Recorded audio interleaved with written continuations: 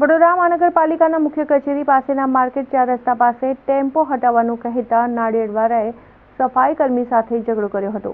Road પર સફાઈ કરવા માટે ટેમ્પો સાઈડમાં લેવાનું કહેતા વેપારીની દાદાગીરી સમગ્ર ઘટના સીસીટીવીમાં કેદ થવા પામી છે।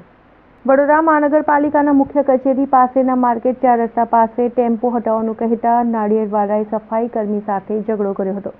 ત્યારબાદ કર્મીને છરો બતાવી ધમકી આપી હતી।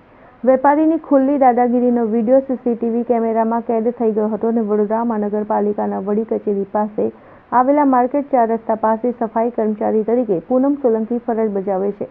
સફાઈ કર્મચારી ગુરુવારે સવારે નોકરી પર આવ્યા હતા અને કામગીરી કરી રહ્યા હતા। તે દરમિયાન રોડ પર એક નારિયેળના વેપારીએ પોતાનો ટેમ્પો મૂકી રાખ્યો હતો અને જેથી સફાઈ કર્મીએ તેનો ટેમ્પો હટાવો તો સાફ થઈ જાય તેમ કહી સાઈડમાં લેવાનું કહ્યું હતું, જેથી ટેમ્પાવાળો સફાઈ કર્મીને બોલાચાલી અને ઝઘડો કર્યો હતો અને છરો બતાવી ધમકી આપી હતી। જોકે ધમકી આપવાની સમગ્ર ઘટના સીસીટીવીમાં કેમેરામાં કેદ થઈ ગઈ હતી, જેથી દરમિયાન દોડી આવેલા નજીકના વેપારીઓએ સમજાવીને મામલો થાળે પાડ્યો છે।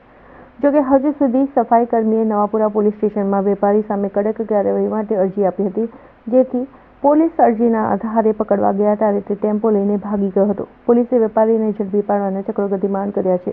અહીંયા રાજમહેલ આપણે માર્કેટ 4 રસ્તા પાસે સવારે 9 સાડા 9ની વચ્ચે હું સફાઈ કામ કરતો હતો તો ટેમ્પો લઈને છોકરો આવ્યો હતો પપૈયા લેવા। એને ખાલી મારે એટલું જ વાત થઈ છે કે ભાઈ ટેમ્પો સાઈડ પર લઈ લે, મારે સફાઈ કામ કરવી છે।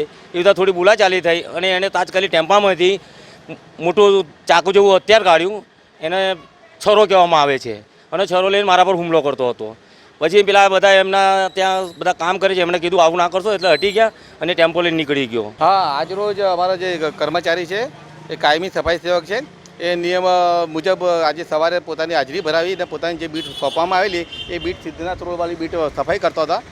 જે દરમિયાન એક ટેમ્પાવાળા ભાઈ હતા, એ નંબર મને યાદ છે નહીં, પણ એ કામ કરતા હતા ને એમાં અડચણ હતી એટલે ટેમ્પાવાળાને એવું કહ્યું કે ભાઈ તો ટેમ્પાને મારે સફાઈ કરવી છે। એ ટેમ્પાવાળા આવીને સીધો એની પર છરો બતાવ્યો એને, એવું એનું કહેવું છે અને સીસીટીવી ફૂટેજમાં બી એ જ બતાવે છે। એમણે એમના સુપરવિઝન કરતાં અમારા અજીતભાઈને જાણ કરીને અજીતભાઈ દ્વારા અમને જાણ કરવામાં આવી કે ભાઈ સાહેબ આવું છે। ત્યાર પહેલાં એ લોકો ત્યાં પોલીસ સ્ટેશન પહોંચી ગયા હતા અને પોલીસ સ્ટેશને એ લોકો એમણે ફરિયાદ નોંધાવી છે એમણે।